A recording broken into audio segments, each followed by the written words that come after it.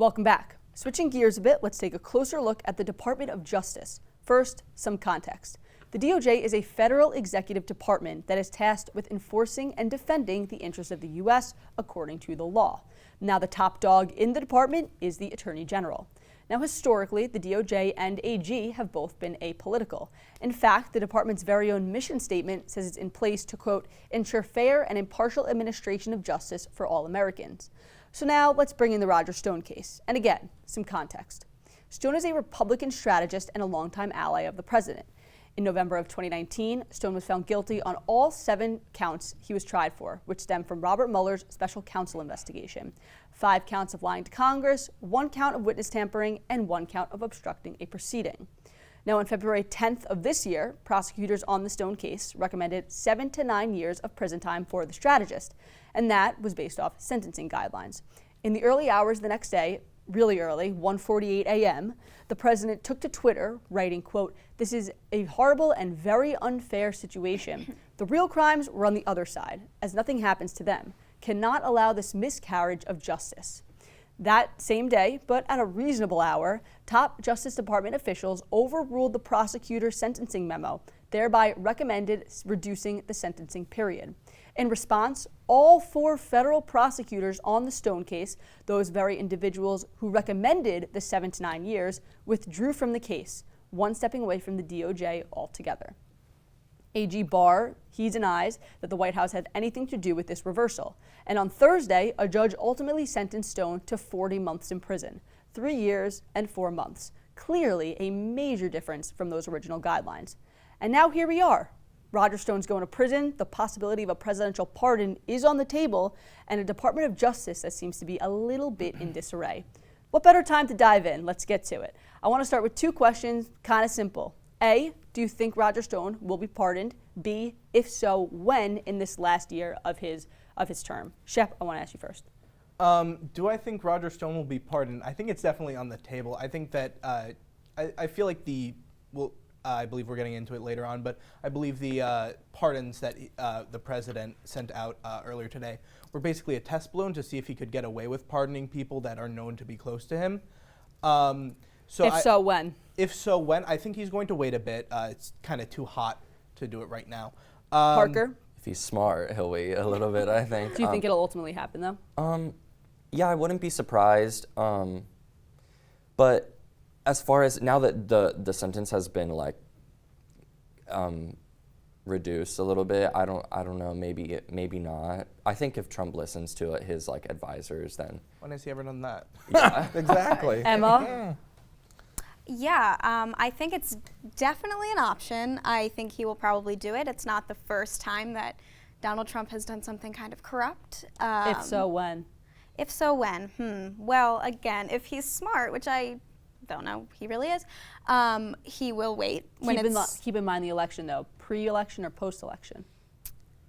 I really can't predict what that man will do, but probably post-election. Sam? I think it really depends on the result of the election. Yeah. I think he'll wait exactly until he knows. There's a lot of speculation as to whether he'll honor the results of the election in the first place, or deem it rigged. I think if he ends up losing the election, he agrees to go. I mean, this is something that presidents do all the time. On the eve of their exiting of office, they still have that presidential power to pardon people. But I think this whole situation paints a very wide picture of the absolute chaos in the executive department at the moment. So I want to get into a little bit to now the changing of this recommendation. Like I said, after the 4 prosecutors had recommended 7 to 9 years, President Trump took to Twitter saying it's a miscarriage of justice, essentially recommending that they lower it. That was his opinion.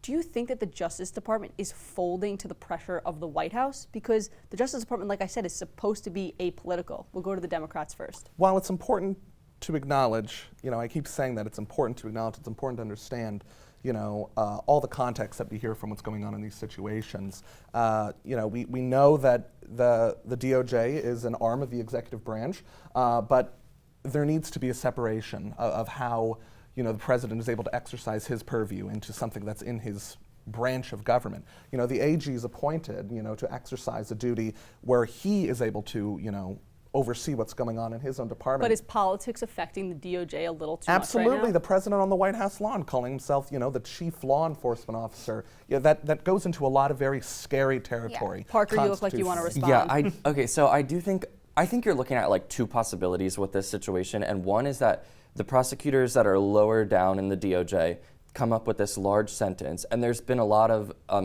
speculation about people in the DOJ being against the current administration. Well, just to push back on that statement a little bit, these 4 prosecutors did know the facts arguably the best. They had been on the case for years, and also the sentencing was based off guidelines with how many counts there were and the level of the counts. But carry on. I think so I think there was a point where they didn't really run it up the line though to the top officials of the DOJ, and maybe whenever Bill Barr had gotten the chance to look at it and the top officials looked at it, they were going to decide to lower it anyway.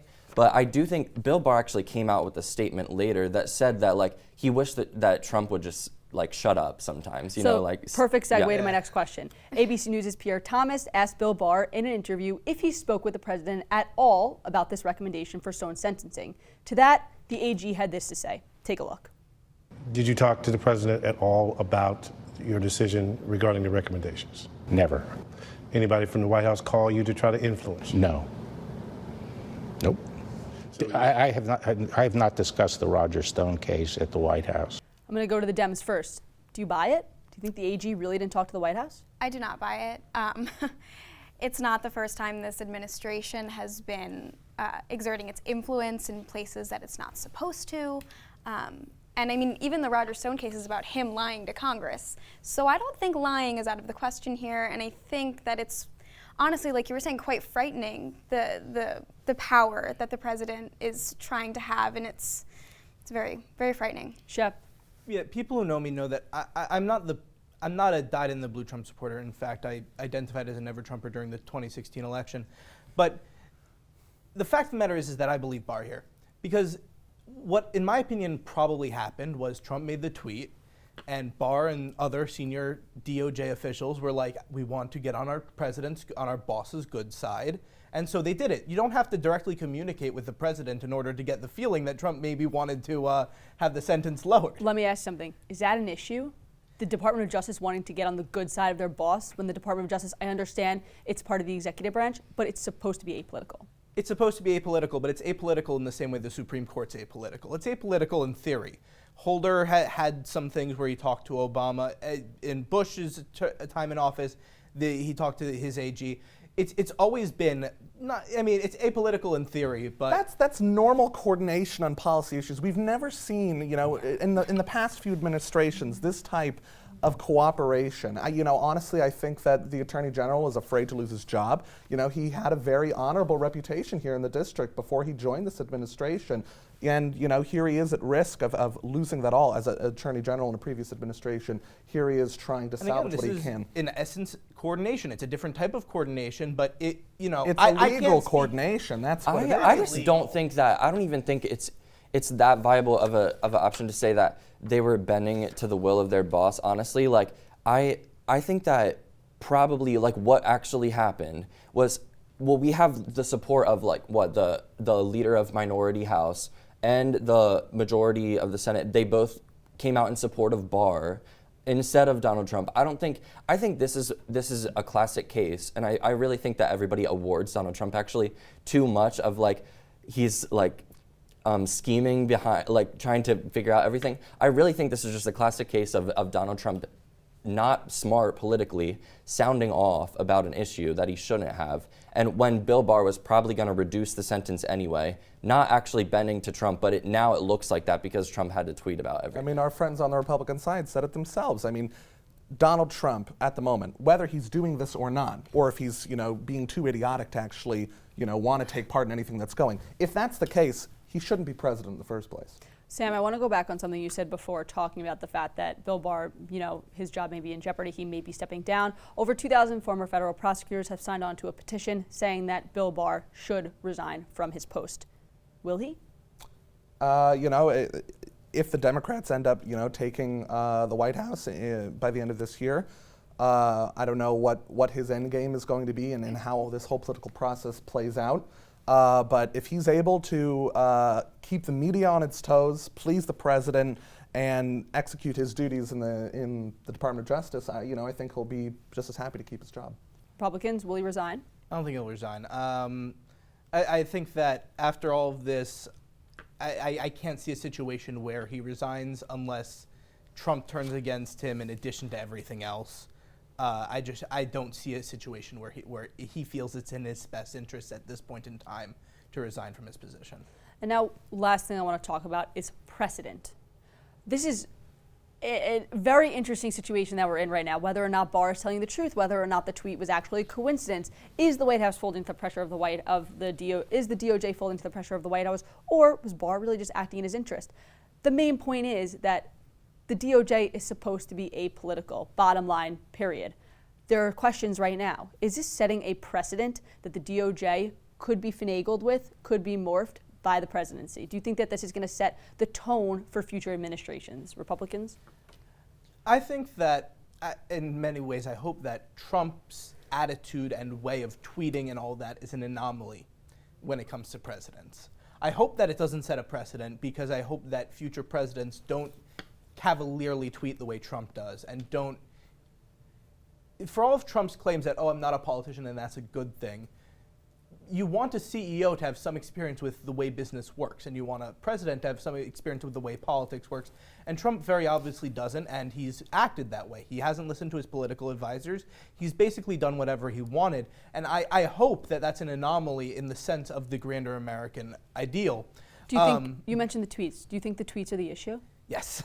I think Trump is often his own worst enemy. I think that many of his problems that he's blamed on other people, he's created himself through statements and tweets that, if he had someone vetting those things, would never have actually gotten tweeted. Democrats will give you the last word. Is this setting a dangerous precedent? I think it is 100%. Everything that Donald Trump does is very dictatorial, and that's setting a precedent for our country that's supposed to be a democracy, the power of the people. And when he controls the Justice Department, things that are supposed to be fair and equal, that does set a precedent. It does set a standard, and if that's continued throughout our country, which I hope it is not, that's very dangerous and very scary. Childish behavior. It is. Time for an adult in the White House. All right, we'll have to end the segment there. Really great conversation. After the break, it's Rapid Fire. Stay with us.